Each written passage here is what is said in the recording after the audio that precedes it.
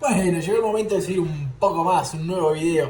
La última vez hablamos sobre qué era el intelecto, habíamos dicho que era la suma, digamos, o por lo menos una cierta combinación entre inteligencia, es decir, la capacidad de aprender, sabiduría, lo que ya sabes, e ingenio, cómo pones eso que sabes en práctica. Yo no sé si considerar que son proporcionales entre sí, es decir, que tendrías una parte de inteligencia, una parte de ingenio y una parte de sabiduría te daría el intelecto. Yo capaz que le daría un poco más de prioridad a la inteligencia, es decir, pondría dos partes de inteligencia, una de ingenio y una de sabiduría, ¿no? Hablando sobre química. Lo cierto es que no lo sé, pero en fin, lo que sí sé es que una combinación de las tres cosas nos va a dar el intelecto de la persona. Bueno, y eso significa que puede ser, o existe la posibilidad de que uno de estos esté bajo y que el otro esté alto, o que hayan altibajos entre estos tres componentes. Sí, la posibilidad existe. La realidad es que es bastante raro. Supongamos, por ejemplo, que tenemos una persona con muy alta inteligencia, pero baja sabiduría. Es decir, una persona que tiene gran capacidad de aprender cosas, pero que en realidad no sabe mucho. De hecho un niño, por ejemplo, ¿no? Un niño de corta edad, que sea muy inteligente, que aprenda mucho, obviamente al nacer va a saber poco. Ahí se podría llegar a cumplir eso. También puede llegar a pasar de que una persona con mala memoria, con problemas de memoria, pierda el conocimiento que adquiere, pero son situaciones muy raras, ¿no? Muy extremistas. También puede pasar que una persona con poca inteligencia, es decir, dificultad para aprender, de todas maneras sepa mucho acerca de algunos cuantos temas.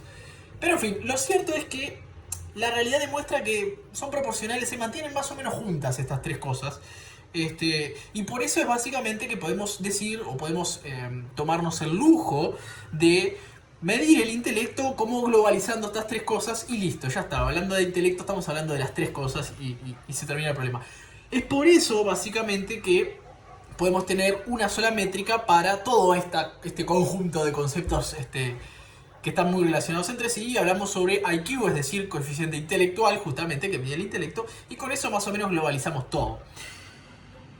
Bueno, ¿qué onda con el tema del IQ, perdón? Bueno, la historia la puedes buscar en internet, pero básicamente así a grandes rasgos sucedió algo muy interesante y es que en realidad se inventó por envidia.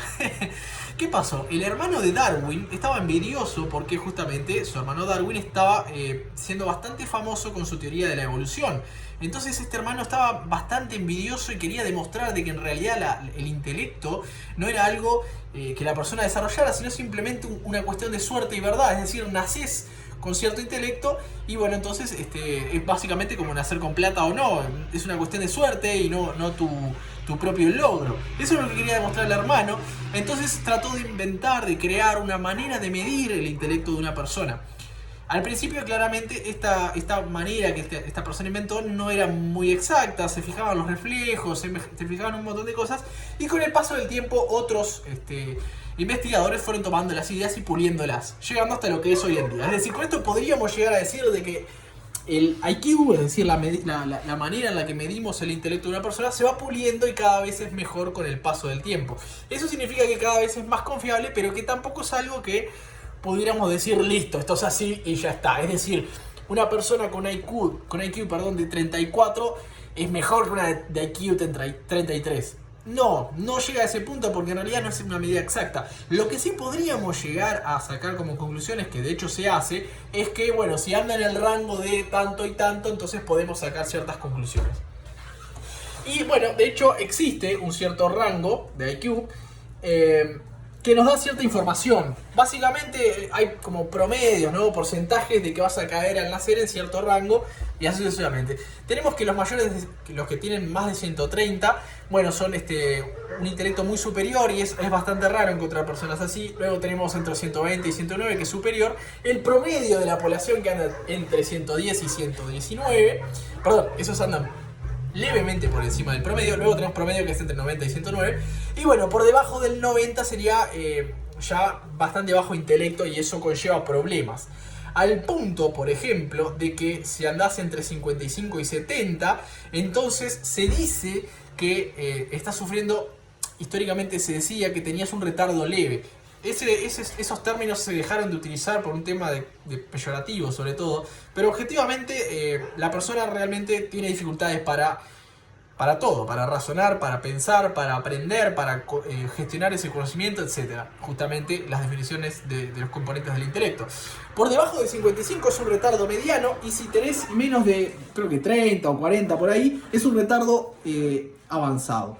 El retardo mediano se le llamaba inicialmente idiotez, es decir, una persona idiota era aquella que tenía un promedio de IQ entre básicamente 40 y 55, una cosa así. Y bueno, básicamente se decía que era un idiota. Y luego el retardo severo, el retardo fuerte, era imbecilidad, es una enfermedad, y se decía que la persona era imbécil. Claramente la gente empezó a utilizar eso de manera peyorativa, y por eso es que hoy en día son insultos, o por lo menos se entienden como insultos, ya no se usan más para dar un aspecto clínico de la persona. Lo que sí es cierto es que no dejó de suceder de que si la persona tiene ese IQ, en realidad tiene una dificultad de razonamiento fuerte, o leve, o mediana. Es decir, se cambiaron los términos por un tema de correctitud política nomás, pero la realidad no dejó de ser la realidad. Así que bueno, básicamente lo importante de todo esto es que el IQ nos da rangos en donde, bueno, se puede decir ciertas cuestiones de la persona y de su capacidad de razonamiento en base al IQ que tenga la persona. Claro, si cae entre un límite, o sea, si cae entre 120, y no sabes si está por encima del promedio, si es promedio, qué diablos, pero no importa, te da una idea de que obviamente una persona que anda en 120 no va a tener dificultades de razonamiento. Básicamente funciona y es relativamente confiable usarlo de esa manera. Bueno, existe un consenso al parecer, o por lo menos todas las fuentes que yo estuve revisando coinciden en decir de que una parte de nuestro IQ tienen diferencias en, bueno, cuánta parte, pero todas coinciden en que una parte de nuestro IQ es hereditario y otra parte la podemos construir nosotros mismos mediante entrenamiento, ¿no? De la misma manera que vos vas al gimnasio, le dedicás tantas horas por día, por semana, y con eso fortaleces tu físico, de la misma manera, entrenando tu intelecto, tu inteligencia, tu ingenio, tu sabiduría, vas a ir mejorando tu IQ. Es decir, y acá viene algo muy interesante. A mí me encanta porque muchas veces discuto con gente que se nota que no le dedica ni 2 minutos de su vida a pensar cada tanto. Y estas personas parecen que discuten contigo y tratan de discutir de una manera de igual a igual. Yo no sé si estas personas irían a un gimnasio y retarían un levantamiento de pesas a alguien que hace 10 años que está levantando pesas. Sería bastante estúpido, quedarías como un idiota porque básicamente es imposible que le ganes. Acá es lo mismo, la gente que no tiene entrenamiento intelectual, que no le dedica tiempo, que ni siquiera logró terminar el liceo ni le importa y no dedica tiempo a pensar y simplemente a opinar por internet, trata de medirse con personas que hace años que estudian, que dedican tiempo a pensar, que se entrenan realmente en este tipo de cosas, ya sea por hobby o por lo que sea.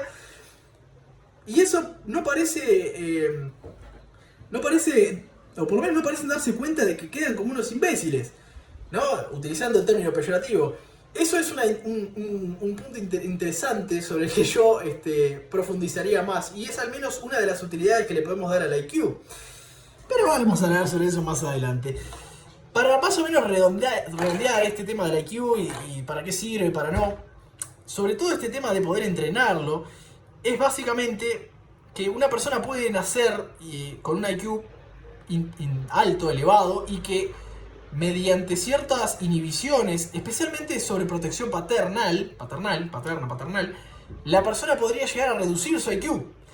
O viceversa, una persona que nazca con un IQ relativamente mediano o bajo podría llegar a aumentarlo mediante entrenamiento. De hecho, el punto, o mejor dicho, existen demostraciones, hay un paper sobre psiquiatría en donde, bueno, 3 psiquiatras habían escrito un montón de cosas sobre el IQ. Llegaron a la conclusión de que algunas personas que nacen con retardo leve son capaces de entrenar su IQ de tal manera que logran llegar a un IQ que los coloca en el promedio de la población. Es decir, viven una vida completamente normal, básicamente por haber entrenado su IQ al tal punto de superar su escasez de IQ inicial, aquel que heredaron al nacer. Es jodidamente interesante eso. Y bueno, básicamente hay un autor que dice que los tiempos difíciles crean hombres o personas fuertes y los buenos tiempos crean personas débiles. Y yo esto lo traslado al IQ. Básicamente los contextos desafiantes a las personas es donde más hace que esa persona entrene y avance su IQ. Por eso es que podríamos llegar a decir, por ejemplo, que en las épocas de la prehistoria, ¿no? El paleolítico, el neolítico, tiempos realmente complicados para el ser humano, fue lo que permitió que el ser humano desarrollara su intelecto a mayor medida. Y que al contrario, cuando se alcanzan ciertos estados de auge de civilizaciones, ¿no? En donde la población tiene casi todo resuelto, el intelecto parece que la tendencia es que merme, es decir, que empieza a mermar eso, salvo que la persona se dedique a actividades que mantengan ese intelecto fluyendo. Dicho de otra manera, si vos te relajás en las comodidades de la civilización, puede ser que tu intelecto empiece a decaer con el tiempo, y eso se va a ver mucho más latente de generación en generación. Jodidamente interesante, porque eso significa entonces que civilizaciones avanzadas podrían llegar a tener generaciones cada vez más estúpidas, lo cual a su vez va a generar una civilización no tan avanzada con el tiempo, lo que a su vez genera tiempos difíciles, y de vuelta empieza a circular nuevamente este ciclo, generando gente que necesita mejorar su IQ para superar esos tiempos difíciles. A mí me parece muy interesante esa frase. Hablamos ya sobre la sobreprotección, la inhibición paternal y que eso puede reducir el IQ. Básicamente la conclusión de todo esto es que si bien una persona nace con una especie de framework, es decir, con cierto IQ ya determinado, en realidad es la manera en que esa persona lleva adelante su vida lo que va a determinar el IQ final. Es decir, la persona nace con un IQ, pero es la persona la que tiene la decisión final de cuál va a ser su IQ a lo largo de toda su vida. Si lo trabaja va a ser mejor, si no lo trabaja va a ser peor. Y esto es muy interesante, y menos mal. Básicamente porque significa entonces que en contextos pobres, quizá una persona no esté atada a su contexto socioeconómico para que eso determine su IQ. En otras palabras, no necesariamente el nacer en un contexto socioeconómicamente pobre te va a hacer, te va a condenar a tener un IQ bajo, ni tampoco viceversa, el nacer en una familia adinerada te va a asegurar un IQ alto. Básicamente vos podés lograr que tu IQ suba o baje en base a tus acciones, y eso es sumamente importante, porque entonces los pobres no están condenados a ser tontos generación tras generación, ni los ricos están bendecidos a ser cada vez más inteligentes. Eso es jodidamente importante, porque significa entonces que cada uno es responsable del intelecto que tiene y no el contexto de la sociedad en la que vive.